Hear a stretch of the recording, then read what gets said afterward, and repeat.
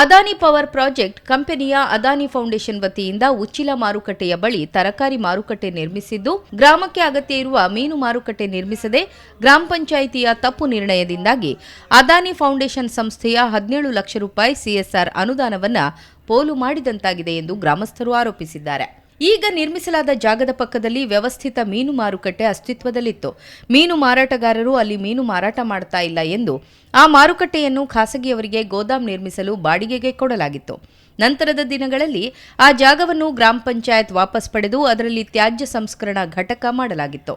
ಬೆಂಕಿ ಅವಘಡದಿಂದ ಅದು ಉರಿದು ಹೋದ ನಂತರ ತಾತ್ಕಾಲಿಕವಾಗಿ ತ್ಯಾಜ್ಯ ಸಂಗ್ರಹಣಾ ಘಟಕ ಮಾಡಲಾಗಿದೆ.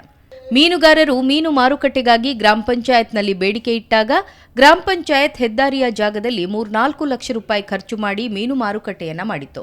ಹೆದ್ದಾರಿ ಅಗಲೀಕರಣದ ಸಂದರ್ಭ ಆ ಮಾರುಕಟ್ಟೆಯನ್ನು ಹೆದ್ದಾರಿ ಇಲಾಖೆ ಧರೆಗೆ ಉರುಳಿಸಿದೆ.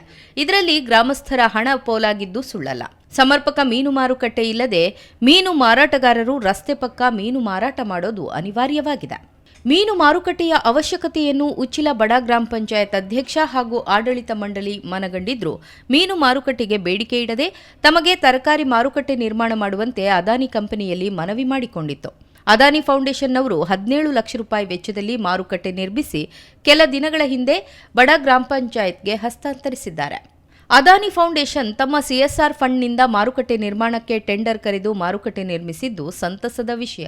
ಆದರೆ ಗ್ರಾಮ ಪಂಚಾಯತ್ ಪಿಡಿಒ ಅಥವಾ ಗ್ರಾಮ ಪಂಚಾಯತ್ ಆಡಳಿತ ಮಂಡಳಿಯು ತಮಗೆ ಈಗ ಅಗತ್ಯವಾಗಿದ್ದು ಮೀನು ಮಾರುಕಟ್ಟೆ ಎನ್ನುವುದನ್ನೇ ಮರೆತಂತಿದೆ. ಮೀನುಗಾರ ಸಮಾಜದ ಅಧ್ಯಕ್ಷನಾದ ಶಿವಕುಮಾರ್ ಮೆಂಡನ್ ಮೊದಲಿಗೆ ಮೀನು ಮಾರುಕಟ್ಟೆಗೆ ಮುಂದಡಿ ಇಡಬೇಕಿತ್ತು ಎನ್ನುತ್ತಾರೆ.